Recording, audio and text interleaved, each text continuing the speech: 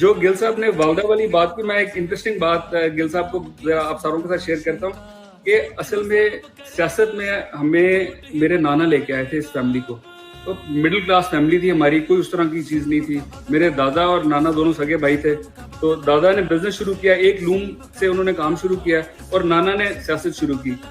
तो 77 में जब भुट्टो साहब के खिलाफ सारी मुहिम वगैरह चली, वो टाइम था जब मेरी वालदा पहली दफ़ा निकली थी बाहर, और वो इतनी सक्सेसफुल थी। उमर अयूब साहब की वालदा के साथ भी उन्होंने जाके पेशावर में स्पीचेस की, और वो इतनी सक्सेसफुल थी कि उस टाइम पे जितने पीएनए के मेंबर्स थे वो आके मेरे नाना को कहते थे जी कि आपकी जो बेटी है कैसर लाई, उनको लेके आए सियासत में।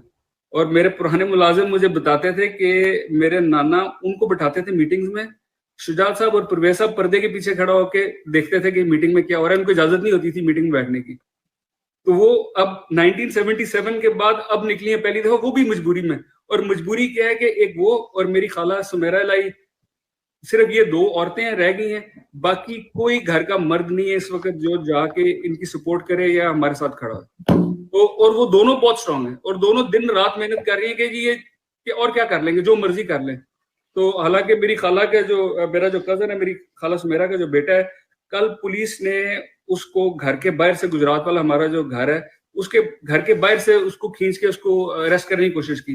वो खाला वहां पहुंच गई, उन्होंने पुलिस वालों से लड़ के उसका बाजू पकड़ के तो उसको गाड़ी में वापस बिठा के अंदर ले आई। तो ये तो इस हद तक ये सारे गए हुए हैं। बट अच्छी चीज ये है कि अल्लाह का शुक्र है कि हमारे घर में, हमारे वोटरों में, हमारे सपोर्टरों में किसी का भी मोराल थोड़ा सा भी डाउन नहीं हुआ, और हम लोग इंशाल्लाह खड़े हैं खान साहब के साथ और एंड तक खड़े रहेंगे।